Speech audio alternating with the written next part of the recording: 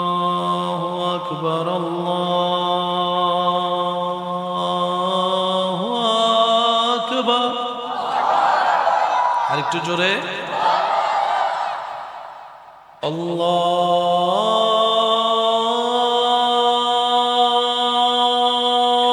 আকবার,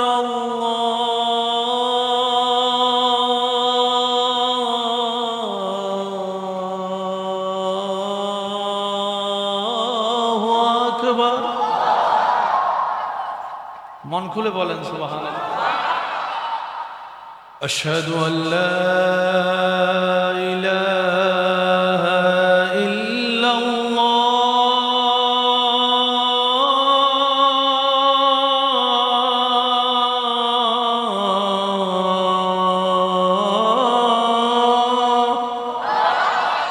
আল্লাহ আমাদের সবাইকে নামাজের সাথে বন্ধুত্ব রাখার তৌফিক দান করুন।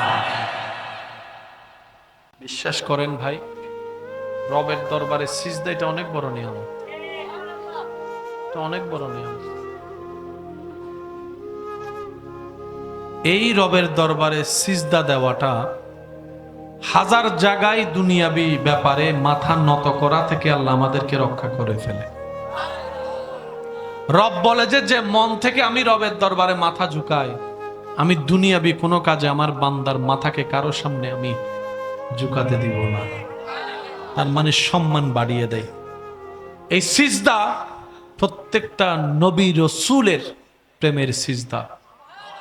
এই সিজদা ফেরেশতা জগতের সেই ঐতিহাসিক সিজদা।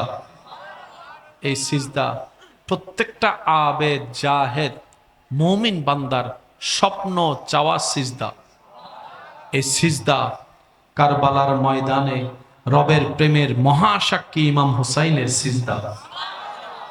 এই সিজদার ভিতরে আছে মহাশান্তি, দুনিয়া এবং আখিরাতের নিয়ামত।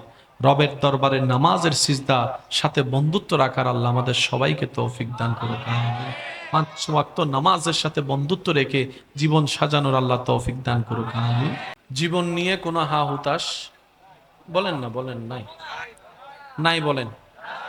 আজকে থেকে আমাদের জীবন নিয়ে কোনো প্রকার হা হুতাশ, যা দিয়েছেন সেটার যোগ্যতা আপনার আমার কাছে নেই।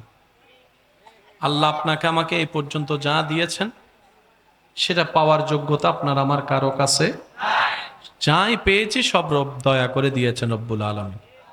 তো সুতরাং আসার সময় কিছু সাথে নিয়ে আসিনি, একটু জোরে বলি, আসার সময় মালিকানা কোনো কিছু নিয়ে, আমরা সবাই ভিক্ষুক, মালিক হচ্ছে রব্বুল।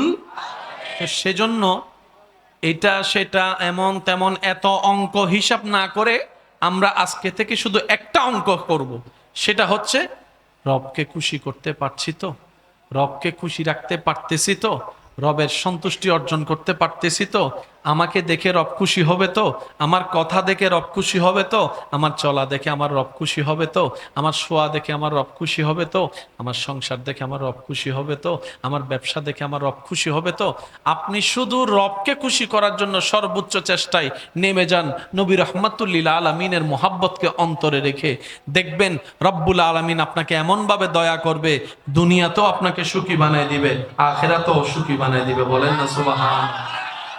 আল্লাহ তাআলা আমাদের সবাইকে সে নিয়ামত অর্জন করার তৌফিক দান করুন। জোরে বলেন।